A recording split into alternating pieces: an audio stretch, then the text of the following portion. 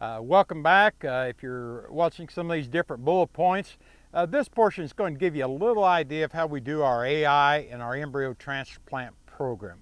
Our AI program, artificial insemination, nearly 100%, I can safely say 99.9% of every calf sired at Fink Beef Genetics is by artificial insemination and has been for 35 years.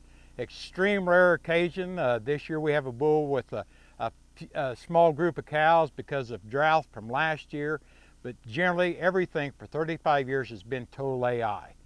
Those bulls are picked again by high accuracy. We'll pull some of the bulls in the breed and the Angus breed and the Charolais. The Angus breed, because of their large database, it's easier for us to find bulls that have a lot of dollars in production, that we know how those dollars are going to work, how they're going to hold up, how their longevity is, and things like that. But we'll pull a list for those in this part here, right here is about Angus bull. We'll pull a list through the American Angus Association of each different trait that we want to really hone in on. And then we'll select the bulls from the top 50 bulls that we pull from that trait to pick our AI sires from. A lot of people say, well, that's slow progress. You need to be using the newer bulls that's going to get the most done.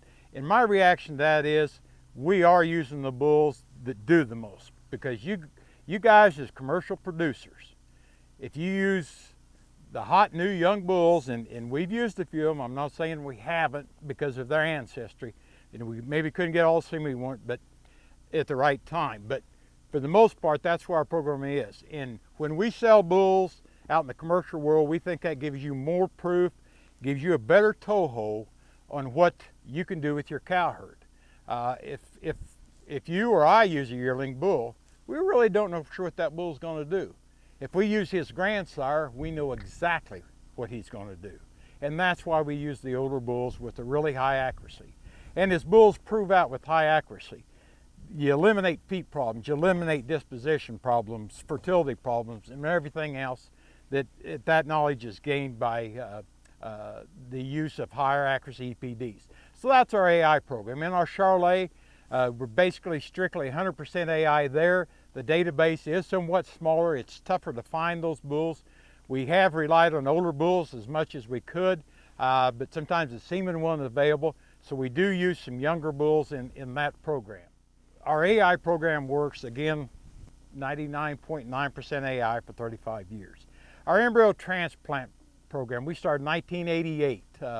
We were the first in the United States to use commercial cows, some of our customer cows, for recipients. We had no land, no money, basically, and so that's how we started growing numbers. And now recipient cow use in commercial herds is probably the way the bulk of embryo transplant is done.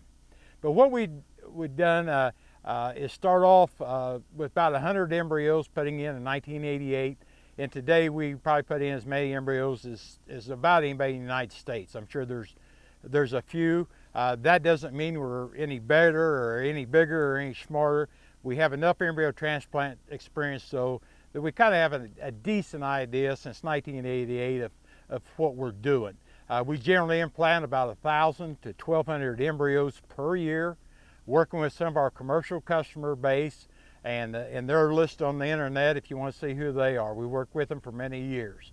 But our embryo transplant, it's a way for us to grow numbers, not being able to own the land base and everything to sell lots of bulls, as we do sell 700 bulls a year. We also, in the last couple of years, are one of the biggest users, if not the largest user, of sex semen. We use a lot of sex male semen.